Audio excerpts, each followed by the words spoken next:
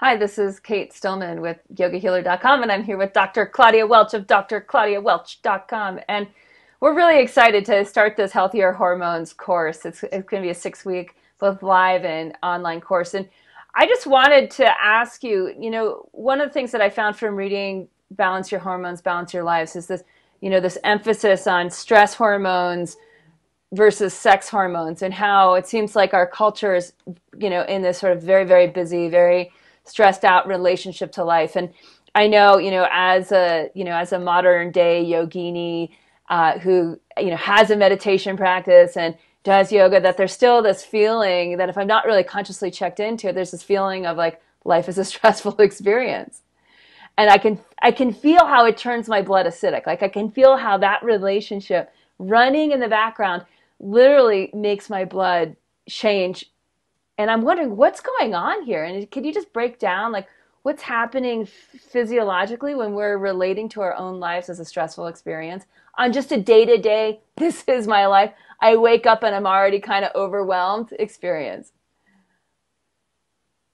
Okay, so hopefully you won't hate me for this because I know what you want me to say is to describe the relationship between stress and sex hormones, and it's not where I'm going to go with this. Okay. Where I'm going to go with this, where I'm going to go with this is why we make the choices we make.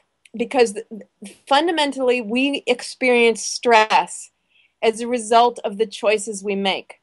And the choices we make are usually these default choices. I mean, it's very weird because here, it's not weird, it's ironic that what takes so much courage is to live the lives we want to be living.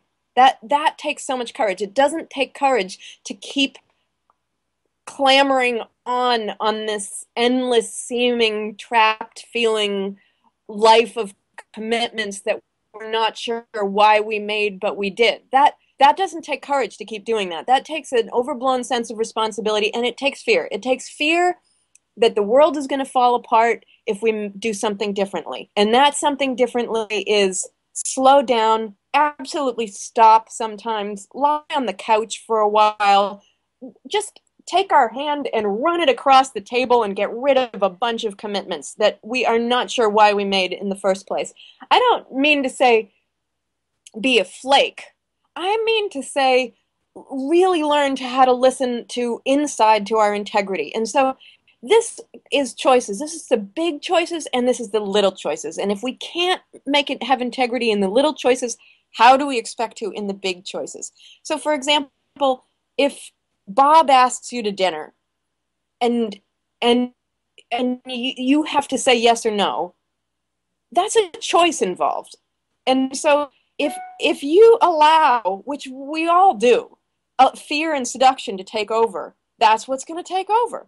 If I don't go to dinner with Bob, I won't have this romantic interlude. If I don't go to dinner with Bob, I won't meet he's friends with my boss and I won't get ahead. If I don't go to dinner with Bob, I will miss out on all the fun. There's all the fears, that's garbage. Then take a look at all the seductions. If I go to dinner with Bob, I might have a romantic interlude. If I go to dinner with Bob, he knows my boss and I might get ahead. And if I go to dinner with Bob, I will have lots of fun. All of this is conjecture. All of it might be based on logic, but it's based on fear and seduction, most of all. And none of it's real. All of it is conjecture about what might happen in the future. It all goes in the garbage can, and we make a choice about whether we go out to dinner with Bob, whether we further our education, whether we go back to school, whether we take on this extra commitment. We look inside our own hearts and we see, is there a yes or a no there? And it will be clear if we have practiced listening. And if it's yes, it might take a lot of courage to say no. And if it's no, it might take a lot of courage. If it's yes, it might take a lot of courage to say yes, And if it's no, it might take a lot of courage to say no. If it's not a clear yes or a no, my guru used to say, when in doubt, wait. And I have found that to be some of the most incredible advice in my life. When in doubt, wait. And then things become clear. And it's actually pretty infrequent that we have to make a choice. It's much more frequent that we need to wait until things become clear, and then we act according to that, and that might take courage. That's what takes courage. But then what we find is our life becomes sweeter and sweeter and sweeter, and easier and easier. It does not, despite our worst fears, fall apart. It does not go to heck in a handbasket. It becomes better and better. And then we develop the confidence we need to make choices in that manner, to live in that manner, to take the back seat, not the front seat, and let the divine take the front seat, and let the divine direction reveal itself. And that's what Dharma is. That's what ethics is, as far as I understand. And then less stress about our lives, because that internal stress creates stress hormones. And when there's high levels of stress hormones, we simply cannot have hormonal balance. So that's where I want to go with that. Ah, I love it. And it's so fun because it's like I know you understand in like this really, really intricate detail of what's happening in our physiology. And I just love that where you went with it is in our fundamental relationship to our own, awareness and where we're pointing our awareness and the choices that we're making. So I found it, it's always great to notice like when a question is asked, how an answer is given and not having any expectation around that and just really, tapping into the depth of your specific knowledge and all of your studies and all of your practice over the last few decades, and to realize that like that's really it, and that's really the whole nature of our course, is like understanding that as women with all the specificities of our hormonal imbalance from menarche through post menopause, that it's really this fundamental relationship with ourselves that's where the journey begins with the healthier hormones course. So perfect. Thank you. And I can't wait for the next 6 weeks of conversation with you. I know just personally, even, I've been teaching Ayurveda for 10 years, that like, I know personally that I'm going to go through a health evolution with this, and that I'm personally going to shift, and that it will really impact the rest of my life.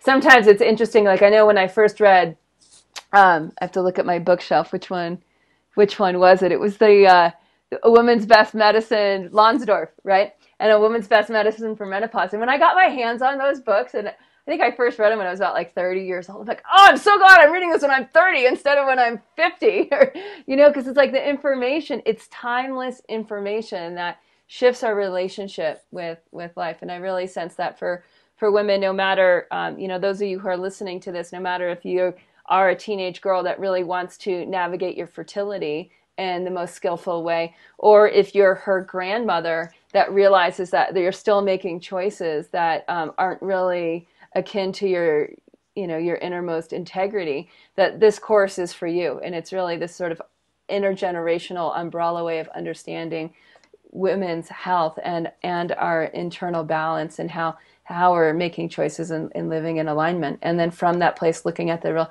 specific discomforts that arise when we're out of balance, and understanding the nature of those and why they happen. So for more information, you can all just look below on this page and get the details of the course. And hopefully you'll be joining Dr. Claudia and myself.